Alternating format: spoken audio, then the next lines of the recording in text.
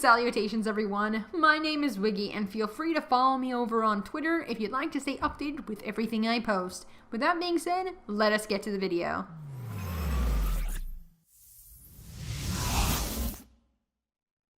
Trove is not your traditional MMORPG. First of all, you're in a square-filled world with square creatures. So yeah, it's by far not normal. But it is a relatively popular game looking at the Steam charts.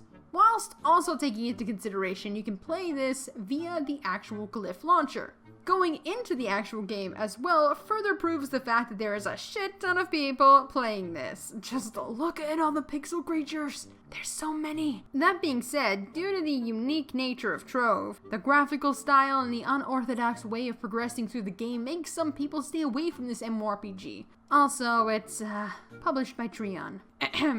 Anyway, I thought I would see whether or not Trove is actually an MMORPG to stay away from, or whether or not those fears and issues are unwarranted. So let us get into this. Cue the epic and/or repetitive music. Trove is an instance-based action MMORPG with a rather large world to explore.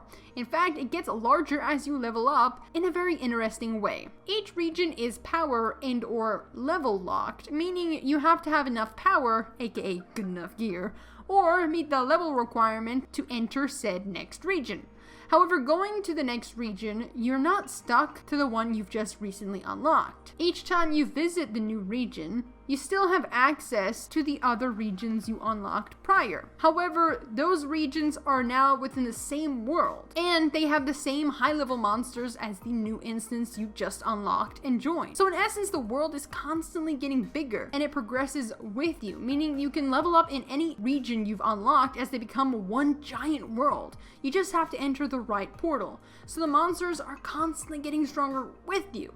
And this is a really interesting and fun feature to have, I must say. I really enjoyed being able to explore the new regions whilst also having access to the other ones I already played, but with higher level creatures. It didn't really feel like it was an instance MMORPG anymore. It felt like it was becoming an open world game because it was just constantly getting bigger. Now, Trove's classes is relatively strange as well. You have your normal starter classes, which are all free. However, you can swap to the other classes at any time if you get the required items from the specific workbench that is placed within your fully customizable house. That being said, it can take a good amount of time to get those specific items required to make those classes in Trove. So some people do consider this game to be a pay-to-progress, faster MMORPG, but everything from classes, dragons, mounts, and pets are fully obtainable within the game itself. Nothing is locked as long as you have enough time to work towards getting it. Moving on, I would point out that Trove doesn't have any traditional questing system. Instead, it takes you back to the good old days of dungeon grinding, as you complete dungeon after dungeon as they are randomly generated and spawned all over the unlocked regions. These dungeons can look anything from a haunted house to a giant scorpion in a desert, or maybe even a pirate ship floating on the top of water.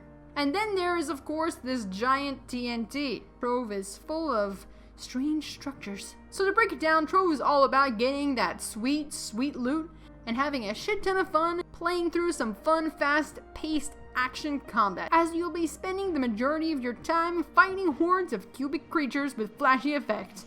But guys, before I continue, I would like to take a moment and talk about the fact that I think my class is Link. I know, it's a little random, but after playing for a little while, my character uses a sword or bow. My skill is a throwable bomb. I use an urn that summons chickens to attack my monsters, and my outfit is green, with the cover character having blonde hair. The similarities is a little on the nose. No, I just had to take this moment and talk about it. But, random Link theory aside, besides fighting against dungeons and gathering materials from the world around you, which doing so is generally how you would gain the materials to build your house and or create and craft new workbenches, unlock the other characters and classes, exploring the world around you is very much encouraged. And I had a lot of fun mining the caves and or regions around in Trove, especially with my boyfriend. We even tried to create a giant hole trap. Now it didn't work out that well, but it was a hell of a lot of fun trying to make it. Then, as I've mentioned many times now, building houses. I personally took way too much time making my simple house. That being said, I was happy with how it ended up eventually. Which leads me to a very important question: who did it better? Me with my simplistic noblet house, or Eve, my boyfriend, and his colorful crazy townhouse that's filled with monster heads?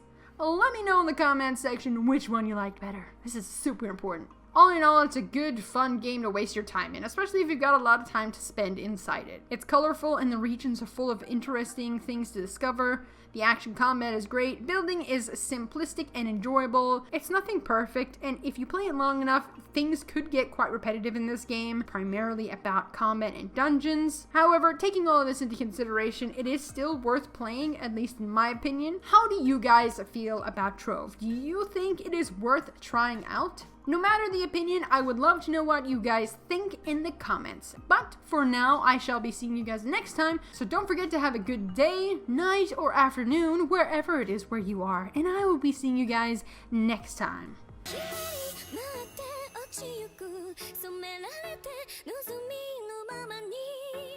口づけくらいじゃ